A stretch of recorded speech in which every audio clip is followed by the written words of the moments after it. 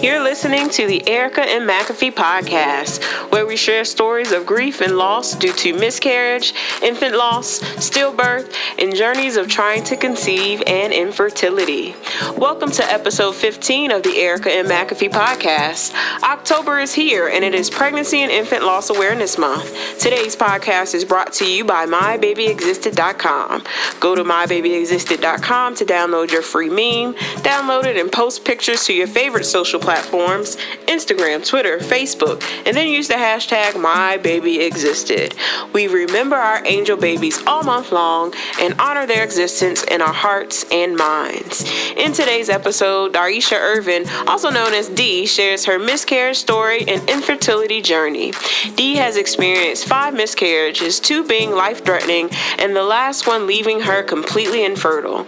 After her 4th miscarriage, she could no longer keep quiet about her pain and decided it was time to share her story with the world. It was then she founded her personal blog named Loving Angel Babies, founded in 2016. She feels that the love that she has for her angel babies has allowed her to be completely open about their existence and no longer grieve alone. These everyday prayers that she could be an inspiration to women who feel alone throughout this journey. Even after the loss of both fallopian tubes, she is certain that God will fulfill her promises to her that one day to mother a child of her own. Now she is documenting her IVF journey, the ups and downs of it all, through her blog, Loving Angel Babies. Dee vows to never give up and to continue to spread awareness regardless of the circumstances, as her strength is found in Christ. Well, welcome, Dee, to the podcast. Thank you for having me. No problem. So I like to start my interviews with everyone just telling a little bit about themselves, and then you can transition into your loss story. Okay, no problem. Well, like you said, my name is Dee. My name is Dareshia, but I find Dee being easier to pronounce, so I just go by Dee. I am 29 years old. I'm newlywed. It'll be 1 year in November. Oh, congratulations. Thank you. My full-time actually work as a branch manager at a credit union. As far as for fun, of course, I like blogging, obviously. Mm-hmm. And I find crafting and photography and eating very interesting. So those are just some little things that I do on the side when I'm not working. Awesome. So let's talk about your loss story and your infertility journey. If you can just tell us about kind of where you started and kind of where you are now. Okay, sure. Well, I had my first miscarriage back in 2011. And I had no idea what was going on. Like, I had no idea that I was even pregnant until I got to the hospital, and they took my blood work, and they had me in the lobby forever. And I literally was like, am I dying or something? Like, why do they have me here for so long? Mm-hmm. And then come to find out, I was actually having a miscarriage. And I probably was about, I want to say 5 or 6 weeks probably. Mm-hmm. So that was my first miscarriage. And of course, they always tell you, oh, the first one's just a fluke, or, 1 out of 8 women have miscarriage their first pregnancy, so don't worry about it. Mm-hmm. So I didn't really, capitalize on it too much. And so the second time I got pregnant, I was excited about it. I felt it, and I felt the difference of being pregnant and not being pregnant. Mm-hmm. So I just knew that it was going to work and it was going to stick around. I didn't think miscarriage didn't really cross my mind. Right. Up until I always made it to like around 5 or 6 weeks, and I would miscarry. So I miscarried a second time, and I'm like, wait a minute now, something is not right. But the doctors, they really don't consider it serious until after your 3rd miscarriage. So nobody would really see me about it. And so I went on I still wanted to go to a fertility clinic, which I did, and they ran a bunch of tests and blood work and things like that, and they basically told me nothing was wrong. She just said, oh, maybe you guys, should just try again on your own for a while. Looks like maybe you're not ovulating on your own, because I had only been pregnant twice, and this was between 2011 up until, I believe, 2014, and I had only been pregnant twice. Okay. So, so she was like, well, maybe you aren't, ovulating on your own, and maybe y'all can just still kind of try again on your own for a while. So that's what we did, and I did get pregnant fourth time, which this time it actually ended in an ectopic pregnancy. Mm-hmm. So that was my first pregnancy where can you explain what an ectopic pregnancy for those listeners who may not know what that is? Sure. So an ectopic pregnancy is a pregnancy that happens anywhere outside the uterus. So in my case, my pregnancy happened in my fallopian tube. So the baby the embryo normally has to travel through the fallopian tube in order to get to the uterus. But mine, of course, was traveling through the fallopian tube and just got stuck there and implanted there and actually started to grow there. Mm-hmm. So my fallopian tube, the small little tube, it actually exploded. Mm. So it burst, and I found myself in the emergency room, happened to have my tube removed. Mm. So they said that they had kind of looked at my other tube while they were doing that, and they said everything was fine. I do have one tube, so I still am fertile. I can still get pregnant with no problem. They completely did an emergency surgery and completely removed that tube. There was no other options. No other option. They said that they were going to look to see if they could save it, but it was better not to save it because it was so damaged at the time, because the embryo is so small that it's hard to detect on a sonogram when it's an ectopic pregnancy. Oh. So I was still having very strong pregnancy symptoms. I was like doing a little spotting, but they kept saying, that sometimes that's normal in pregnancy. Don't worry. And they couldn't see anything in my uterus or my tubes or anything because I was still so early. I was like probably 5 weeks or so. Mm-hmm. So I probably went on to about 8 weeks or so before my tube finally ruptured. Mm. And, at that point it didn't rupture yet. It was just really, really big. It was a mass. And so they said the tube was too damaged to try to save it. Mm. But the second time, so after that, we weren't really trying, but I did get pregnant shortly after that. Like, I had my first ectopic in March, and in August I was pregnant again. Oh, wow. And I was like, oh, my God, what in the world?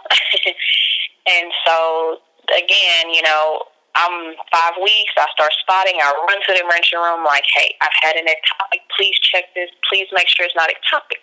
And they're like, no, it's not ectopic. We see like a small little blood clot in the tube, but it's not anything to worry about. Mm-hmm. And I'm like, okay.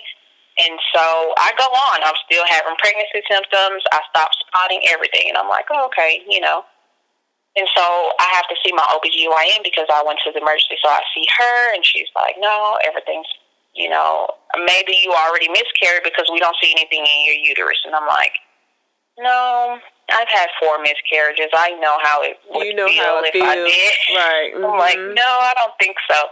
And so they're like, well, we'll just keep an eye on it for the next 2 weeks. Yeah, I didn't make it. By then, I woke up in the middle of the night just excruciating pain, like unbearable. Like I would have to rush to the emergency room, and when I was rushed, they did another sonogram, but this one had actually exploded. So they said that I had blood all in my chest. Oh, gosh. And they said that we needed to do an emergency, or I would need a blood transfusion. Mm-hmm. And so there I was, losing my second tube, and so I just became completely infertile after that. October is Pregnancy and Infant Loss Awareness Month. Today's episode is brought to you by MyBabyExisted.com, a campaign created by me, Erica M. McAfee, to honor and show that our angel babies did exist. Go to mybabyexisted.com to download your free meme and then share your pictures. Please post pictures of your ultrasounds, pregnancy bumps, positive pregnancy tests, and babies, and use the hashtag MyBabyExisted to honor your angel babies all month long. We remember our angel babies during the month of October and honor them and their existence in our hearts and minds. When I reached out to you, I told you, I've been following you since you started your blog, and that we share that in common, because when I had my son, I ended up having to have a hysterectomy. So I can't carry another child either. I would have to go through IVF, fertility treatments to get my eggs in order to have a surrogate to be able to carry a child full term for me. And it's something that we, my husband and I are still going back and forth with. It's something that we want to do. I mean, I've been to the fertility clinic. I've seen how much it costs for IVF, and I understand your journey for sure. I can definitely empathize with you on it. So let's talk about your infertility journey now. So you lost both of your tubes, and now you are embarking on a very expensive process. So, let's talk about that. After they, told me I was completely infertile, the only way I could get pregnant was through IVF. I immediately just blocked it out of my mind. I'm like, there's no way we'll ever be able to afford that. I already knew that my insurance didn't cover anything, so I just said no. I just tried to accept the fact that I would never have a child unless, I don't know, a miracle happened.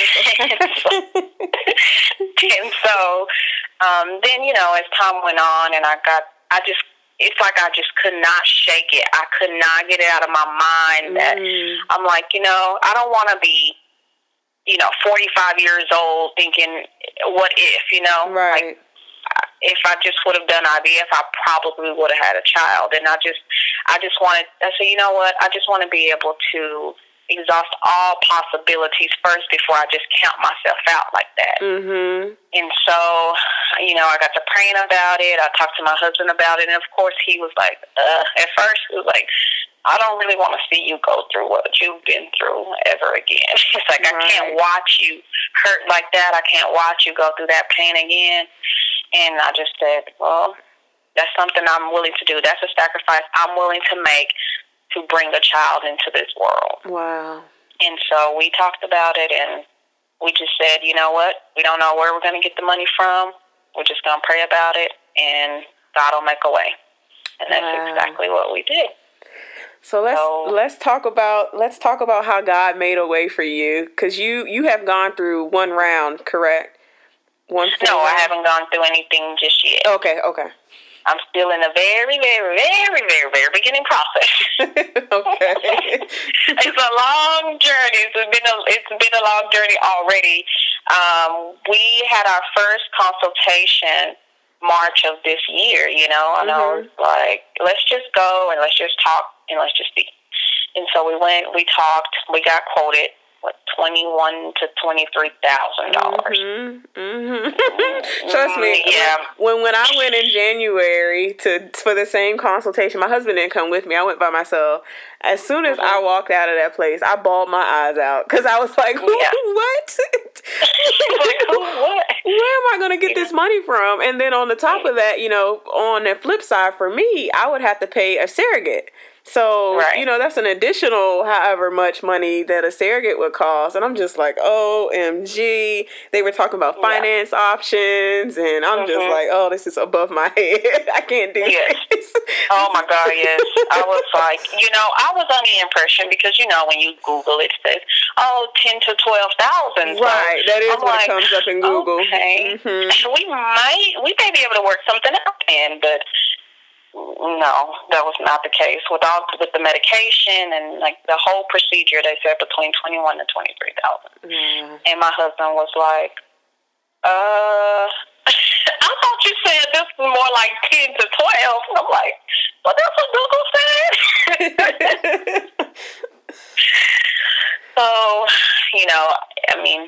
just said, you know what, we're not gonna stress about that part. We're just gonna just figure it out. And so, we had thought about, we have some money saved up to one day buy a home, and so we thought about maybe using that and then financing the rest, and we just tried to come up with a lot of different options. And finally one day my husband just said, how about this? He's like, how about we just let it go? Like, let's just continue to go to the appointments and stuff like that, and when it gets to that point, we'll figure out then what we'll do. Because that was the first thing I was interested in. I'm like, okay, so how are we going to come up with this money? Mm-hmm. So I wanted to know. And so, the reason why I said that God made a way is because, I just actually blogged about this. I work at a credit union, so the CEO at my credit union just randomly called me for lunch one day, and I'm like, okay. And so I go to lunch, and we get to talking, and I don't know how we started talking about loans and things like that. And so I just flat out told him, I said, I need a loan. And he said, really? How much you need? And I said, I need a big loan. And he said, well, how much? And I said, $23,000. He was like, wow. And so I told him why, and I told him my story, and I told him everything we had been through, and I actually pulled a quote sheet out of my purse, and I showed him, and he was like, oh my God. And so we just kind of got to talking about some other things. And before we left the lunch, he said, I want to see that request come across my desk. You asked the right person. Wow. And so I put the request in the next day, and there was $23,000 loaned out at a very, very low interest rate, wow. Reasonable payments, and I just could not believe it. Oh, my gosh. God did make a way. Oh, my goodness. Yes, ma'am. He did. Goodness. Oh, my goodness. And so we got every penny that we need, and, insurance is covering, the appointments. The appointments and everything. So this will... Of course, I'm already maxed out, so... I hope that you are willing to come back in 6 months to tell us where you are in your process, and we can kind of follow you and document your journey on the podcast, because I think for those who are interested in IVF, just like I am, because I'm definitely going to follow you through your process for encouragement as well. Definitely. It would be good to see your process and progress, and just how God is making a way and continuing to open doors throughout your journey to having a baby. So let's transition and talk about your blog, Loving Angel Babies blog, and why you started it and what you're doing with the blog. Okay. Well, I started Loving Angel Babies after my 4th miscarriage because I just could not take being silent anymore. I just could not take, not being able to express how I felt about what I was going through to the world because I was shy or embarrassed or worried about what people would think about me. Mm-hmm. And so that was the reason why I came up with that, because I said I want women to be able to talk about this. I want women to know that it's okay to talk about this. And especially the main reason why I came up because, not a lot of young women go through these type of issues, because I'm 29 years old. In my circle of friends, I'm the only one that's having these type of problems. So I felt like I just needed to reach out to the world and get some other women to kind of break free from feeling embarrassed or feeling ashamed or being quiet about it. Test of this, as soon as you started sharing more, others started sharing as well. Exactly. So yes, they felt more comfortable to open up and share, oh yeah, I did have a miscarriage before I had so-and-so, or, this did happen to me. You've encouraged me to share, a little bit more about what I've been going through. So for those who are out there who are considered infertile, like we are, what encouraging words can you give them on this journey? I always say, never, ever, ever give up. Never give up. You don't know, just because you can't see it. Like, I couldn't see $23,000 popping up in my bank account. Just because you can't see it does not mean that it's not there. It's there. You just have to trust the journey. You just have to continue to push. You just have to continue to pray. You just have to continue to try to stay positive, because believe me, I know that it's hard. It's hard to stay positive when even in this IVF journey, it's like, for me, I thought it was going to be easy. I thought it was going to be, oh, she doesn't have tubes. Okay, fine. Let's do this. That's easy. But no, it definitely has been a process. So trust the process, trust the journey, trust everything you're going through, even when you feel like it's negative, even when you feel like it's a bad report from the doctors or something like that. It's always going to lead to something good, I promise you. So just stay faithful, stay trusting, stay positive, and never give up. Awesome. Thank you so much, Dee, for coming on the podcast and sharing your infertility journey. And as I mentioned before, we are going to have Dee back in probably 6 months or so just to continue to pray for her as she's going along this journey and praying that she gets a positive pregnancy test, and we can help celebrate her throughout her milestones of her pregnancy. So I'm excited about your journey, and I'm definitely following you because you have been inspiring to me. So where can we find you on social? Where's your blog, and then where can we find you on social? I'm everywhere. I'm on Facebook, facebook.com/lovingangelbabies. I'm on Twitter, Loving Angel Babies.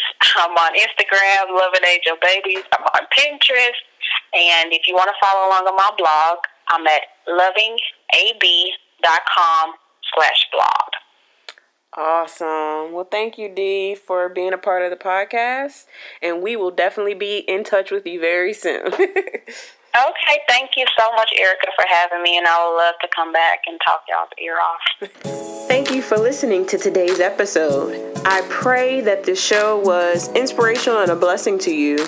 The show notes and links for today's podcast can be found on ericaandmcafee.com/podcast episodes. Now it's time for you to tell your story. Visit ericaandmcafee.com for more information on how to be a part of the show. You can follow me on social at Erica M. McAfee everywhere on Instagram, Twitter, Facebook. I would love for you to join the community. We need your feedback on the Erica and McAfee podcast. For those of you listening in iTunes, please go to iTunes and rate and review the show. Keep the faith, and I will talk to you next Wednesday.